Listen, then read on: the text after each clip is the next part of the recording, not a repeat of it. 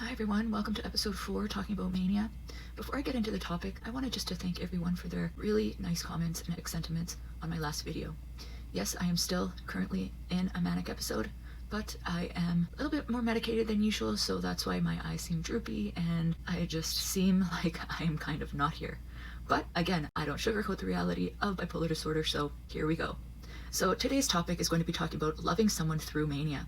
I'm going to use the archetype of a married couple, but you can apply it to whatever relationship that you're in. So research shows that people with bipolar disorder are about 2 or 3 times more likely to experience divorce or separation than the general population.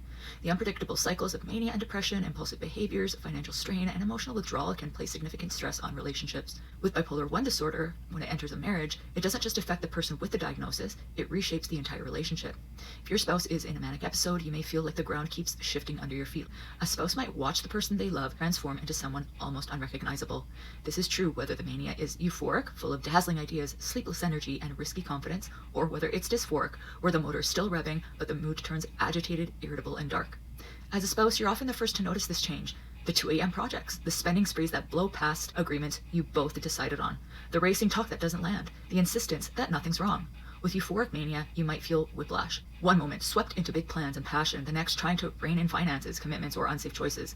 With dysphoric mania, the atmosphere can feel stormy, tension rises, small frustrations spark into arguments, and you may find yourself walking on eggshells, trying to keep everyone safe while your partner's mind will not slow down.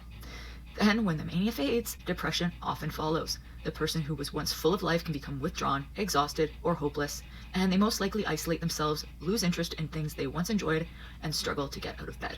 For their partner, it can feel like, again, living through emotional whiplash, constantly adjusting to unpredictable highs and lows.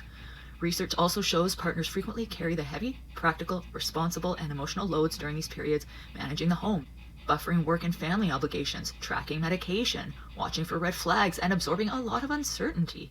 It's common to feel conflicting emotions, love and fear, loyalty and resentment, grief for the version of your life that's on pause, and grief for the version of the spouse that once was.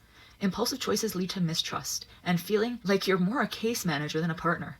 All of this can cause strain in the relationship, which causes changes in physical intimacy. For example, during manic episodes, a partner's libido may increase dramatically, which is a symptom of hypersexuality, and it can lead to impulsive or risky experimental sexual behavior that can cause emotional strain, disrespect of boundaries, or mistrust in the relationship. In contrast, depressive episodes often bring a sharp drop in sexual desire and causes emotional withdrawal, leaving the spouse feeling rejected or disconnected. So what can help couples who are in the metaphoric you, me, and Dupree situation with bipolar disorder? Well, stay tuned for the next episode to find out. Thanks everyone for watching. Take care everyone. Bye for now.